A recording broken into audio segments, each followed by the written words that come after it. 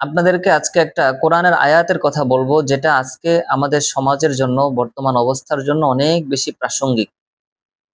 হযরত মূসা আলাইহিস সালাতু ওয়াস সালাম যখন নবুয়ত পেয়ে ফেরাউনের কাছে ফিরে আসে মিশরে, ফেরাউনকে দাওয়াত দিলেন তিনি, কিন্তু ফেরাউন দাওয়াত গ্রহণ করলো না। বনী ইসরাইলের একটা বড় অংশ হযরত মূসা আলাইহিস সালাতু ওয়াস সালামের হাতে হাত রেখে ইসলাম ধর্ম গ্রহণ করলো। কিন্তু তাদের অবস্থার কোনো পরিবর্তন হয় নাই। ফেরাউন তাদের উপর আগে থেকে যেমন নির্যাতন চালিয়ে আসছিল, সেই নির্যাতনের ধারা অব্যাহত ছিল। তো বনী ইসরাইল হযরত মূসা আলাইহিস সালাতু ওয়াস সালামের কাছে অভিযোগ জানিয়ে মূসা আলাইহিস সালাতু ওয়াস সালামকে লক্ষ্য করে বলে, ক্বালু উযিনা মিন ক্বাবলি আন তাতিয়ানা। আল্লাহ রাব্বুল আলামিন পবিত্র কোরআনে এটি উল্লেখ করেছেন। তারা বলেছে, হে নবী, আপনি আসার পূর্বেও আমরা যেমন নির্যাতিত ছিলাম, আপনি আসার পরেও আমরা নির্যাতিতই আছি। আপনি আসার মাধ্যমে তো আমাদের বিশেষ কোনো পরিবর্তন আমরা লক্ষ্য করছি না।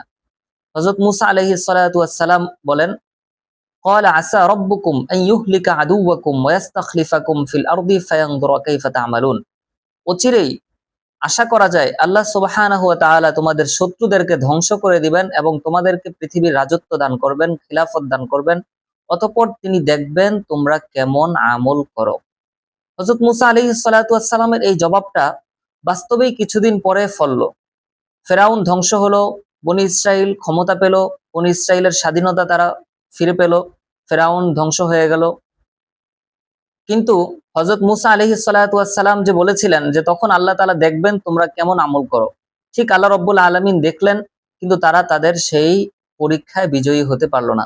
বনী ইসরাইল একের পর এক অন্যায় কাজ করতে লাগলো।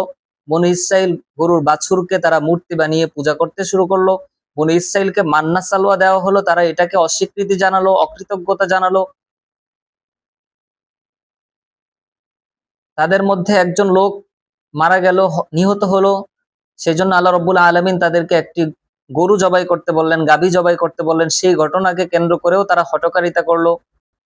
তাদেরকে আল্লাহ রাব্বুল আলামিন বললেন যে তোমরা শহরে প্রবেশ করো, তোমরা জনপদে প্রবেশ করো আর আমার কাছে ক্ষমা প্রার্থনা করো।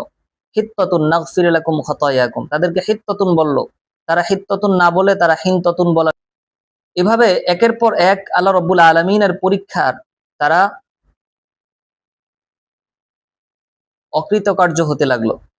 তো বর্তমান সময়ের সাথে এই আয়াতের প্রাসঙ্গিকতা যদি আমরা একটু খেয়াল করি, দেখেন, স্বাধীনতার পর থেকে এই বাংলাদেশের মুসলমান কখনো স্বাধীনভাবে কথা বলতে পারে নাই, কখনো মুসলমানরা ক্ষমতার এত কাছাকাছি যেতে পারে নাই। কিন্তু আল্লাহ সুবহানাহু ওয়া তাআলা ২০২৪ সালের এই গণ অভ্যুত্থানের মাধ্যমে আমাদেরকে কথা বলার শক্তি দিলেন, আমাদেরকে ক্ষমতার কাছাকাছি যাওয়ার সুযোগ দিলেন। একটা বড় আশার সঞ্চার হলো যে ইসলামপন্থীরা এবার হয়তো কোনো একটা কিছু করতে পারবে। কিন্তু আমরা এখন কি দেখছি?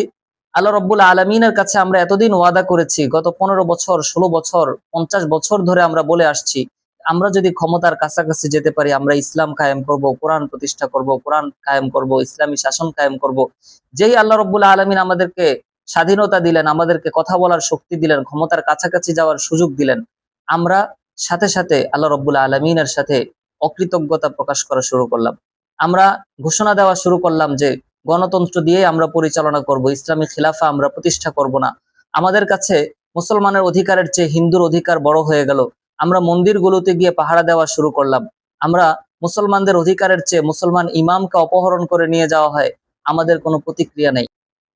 আমাদের কাছে একজন মুসলিম নারীর ইজ্জতের কোনো মূল্য নাই। এই যে আমরা আল্লাহ রাব্বুল আলামিনের দেয়া নেয়ামতকে অকৃতজ্ঞতার মাধ্যমে প্রকাশ করলাম, আল্লাহ রাব্বুল আলামিনের অকৃতজ্ঞ হয়ে গেলাম। আল্লাহ সুবহানাহু ওয়া তাআলা তো বলেছেন, ইন্না আযাবি লাশাদীদ। যদি তোমরা আমার নিয়ামতের অকৃতজ্ঞ হও, আমার আযাব কিন্তু অত্যন্ত ভয়াবহ। তো যে আল্লাহ আমাদেরকে স্বাধীনতা দিয়েছেন, সেই আল্লাহ আমাদের থেকে স্বাধীনতা ছিনিয়ে নিতে পারেন। যে আল্লাহ আমাদেরকে ক্ষমতার কাছাকাছি যাওয়ার সুযোগ দিয়েছেন, সেই আল্লাহ আমাদেরকে ক্ষমতা থেকে বহু দূরে ছিটকে ফেলে দিতে পারেন। এজন্য আসেন আমরা সবাই মিলে, কোনো দলাদলি না করে, কোনো দলকে আমরা উল্লেখ করে উদ্দেশ্য করে কোনো কিছু বলছি না। আমরা সবাই মিলে আসেন আল্লাহ রাব্বুল আলামিনের এই নিয়ামতের কৃতজ্ঞতা আদায় করি, আল্লাহ তাআলার হুকুম পালনের মাধ্যমে, ইসলামের বিধানকে বাস্তবায়ন করার মাধ্যমে, ইসলামকে বিকৃত না করার মাধ্যমে, মুসলমানদের অধিকার প্রতিষ্ঠা করার মাধ্যমে এবং কুফফারদের প্রতি বিদ্বেষ পোষণ করার মাধ্যমে। আল্লাহ সুবহানাহু ওয়া তাআলা আমাদেরকে তৌফিক দান করেন।